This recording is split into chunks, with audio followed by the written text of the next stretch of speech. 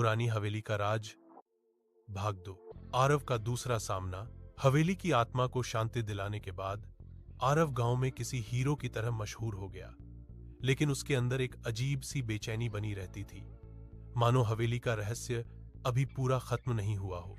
एक रात जब हवा असामान्य रूप से ठंडी थी, आरव को अपने कमरे की खिड़की पर धीमी सी दस्तक सुनाई दी। टक टक टक। आरव ने खिड़की खोली, लेकिन बाहर कोई नहीं था। बस जमीन पर पड़ा था एक पुराना जंग लगा हुआ लालटेन।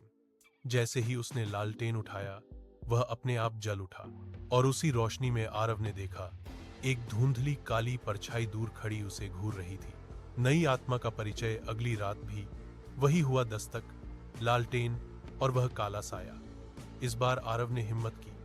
वह बोला, तुम कौन हो? क्या चाहते हो? साया धीरे धीरे पास आया। उसकी आवाज ठंडी और टूटी हुई थी। मुझे बंधन से मुक्त करो, लेकिन सावधान, इस हवेली में मैं अकेला नहीं हूं। साया धरती पर गिर पड़ा और एक दिशा निर्देश छोड़ गया। तहखाने के पीछे ईंटों की दीवार, उसके भीतर। आरव समझ गया कि हवेली में अभी एक और रहस्य दफन है। तहखाने में वापस अगली सुबह वह हवेली पहुंचा। अंदर घुसते ही उसे अजीब सी गंध महसूस हुई, जैसे सीलन और किसी पुरानी चीज के जलने की गंध। वह तहखाने में उतरा।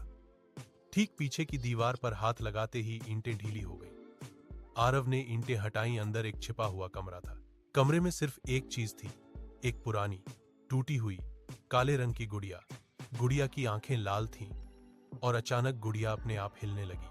कमरे की हवा भारी हो गई। लालटेन खुद बुझ गया।